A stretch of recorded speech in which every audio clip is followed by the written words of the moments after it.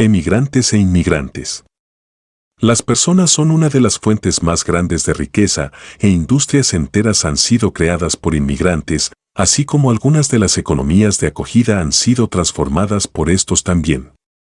Históricamente, no ha sido para nada inusual que un grupo étnico o de inmigrantes cree o domine una industria completa. Los inmigrantes alemanes pusieron en pie las principales cervecerías en Estados Unidos en el siglo XIX, y la mayoría de las marcas de cerveza estadounidenses en el siglo XXI siguen elaborándose en cervecerías creadas por personas de ascendencia alemana. La cerveza más famosa de China, Tsingtao, también fue creada por alemanes y hay cervecerías alemanas en Australia, Brasil y Argentina. No se fabricaban relojes en Londres hasta que los hugonotes que escapaban de Francia llevaron consigo sus habilidades relojeras a Inglaterra y Suiza, haciendo de estas dos naciones dos de los más importantes fabricantes de relojes en el mundo. En cambio, Francia se enfrentó a una creciente competencia en un gran número de industrias que antes había dominado porque los hugonotes que habían huido de la persecución en Francia habían puesto en pie empresas competidoras en los países vecinos. Entre las fuentes vitales de destreza y espíritu empresarial que se encuentran tras todo éxito, primero del Reino Unido y después de Estados Unidos, al liderazgo industrial y comercial entre las naciones del mundo estuvieron los numerosos grupos de inmigrantes que se asentaron en estos países, en muchos casos escapando a la persecución o la miseria en sus tierras natales. Las industrias de la lana, el lino, el algodón, el papel y el vidrio fueron revolucionadas por trabajadores y emprendedores extranjeros en Inglaterra, mientras que los judíos y lombardos desarrollaron las instituciones financieras británicas. Estados Unidos, como un país poblado en su inmensa mayoría por inmigrantes, tuvo incluso más ocupaciones e industrias creadas o dominadas por estos.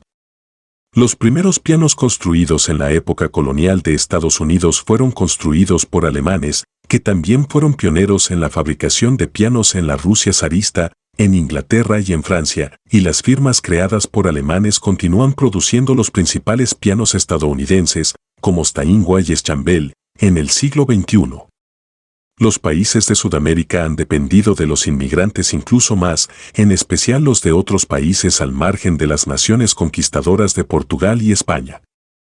Según el distinguido historiador francés Fernand Braudel, fueron estos inmigrantes los que crearon el Brasil moderno, la Argentina moderna y la Chile moderna. Entre los extranjeros que han sido dueños o han dirigido más de la mitad de ciertas industrias en países específicos están los libaneses en África Occidental, los griegos en el Imperio Otomano, los alemanes en Brasil, los indios en Fiji, los británicos en Argentina, los belgas en Rusia, los chinos en Malasia y muchos otros más. Esto tampoco es algo del pasado.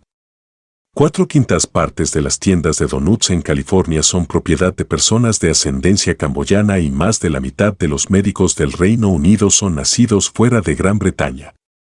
A lo largo de la historia, las pérdidas nacionales debido a la emigración han sido tan sorprendentes como los beneficios de recibir inmigrantes.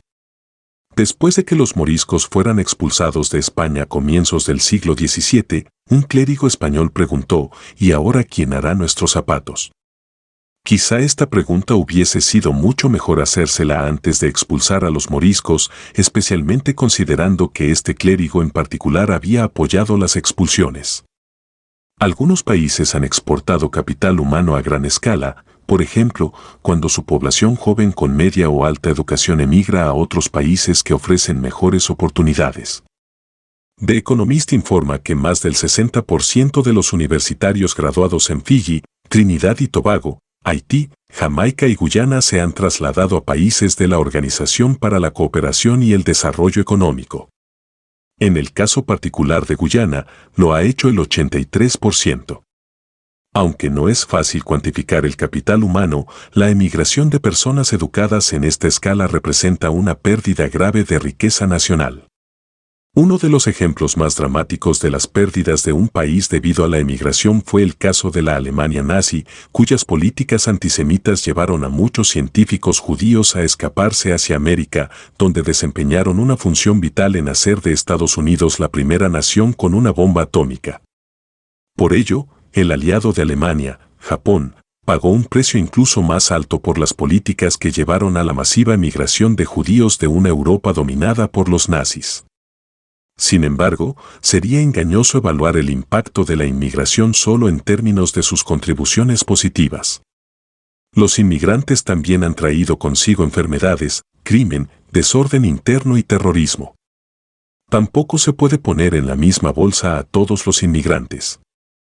Por poner un ejemplo, solo un 2% de los inmigrantes japoneses recurren al sistema de asistencia social, mientras que el 46% de los de Laos lo hacen. No existe un patrón único que se aplica a todos los inmigrantes. También hay disparidades similares en los niveles de criminalidad y en otros factores tanto negativos como positivos que los inmigrantes de diferentes países traen a Estados Unidos y llevan a otros países en otras partes del mundo.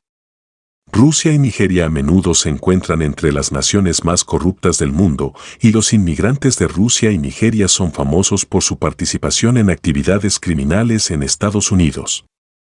Todo depende de la clase de inmigrantes de la que se esté hablando, así como de los países y de los periodos de la historia.